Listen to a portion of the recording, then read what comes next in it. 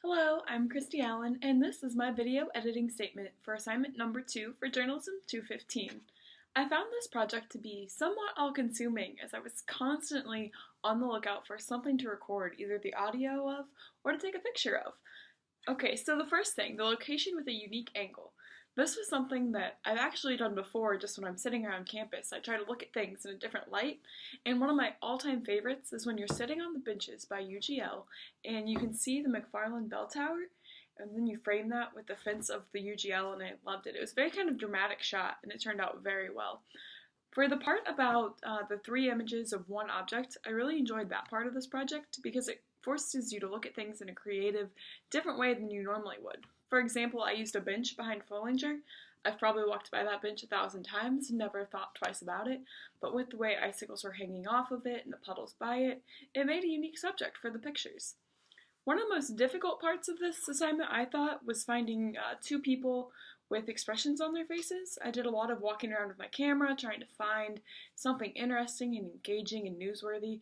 Kind of struggled with that, but finally came up with something that I thought was interesting and engaging, so that was good.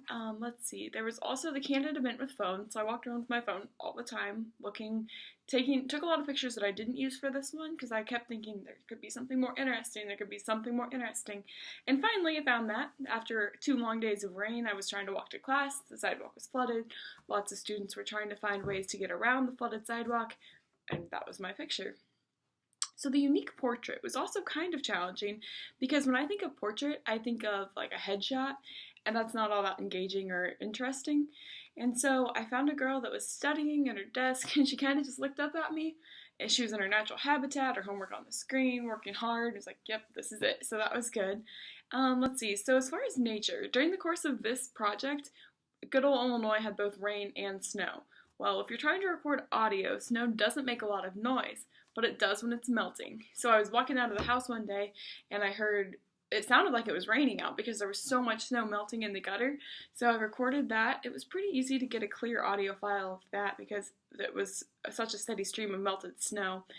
Civilization was a little more difficult. I tried a few different things, people stomping around in rain puddles and other things, but finally I settled on a group of students singing at the Ark one night.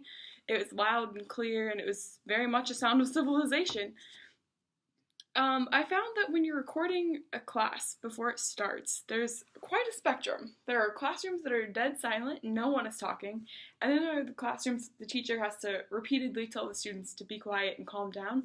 So thankfully I found one of the classrooms on the farther end and was able to record some good audio of class before it started. And then lastly, things that make noise. One of my all-time favorite things, my Keurig. So every morning I go in and make coffee, and it makes quite a laborious noise. So that's what I recorded for the things that make noise audio file.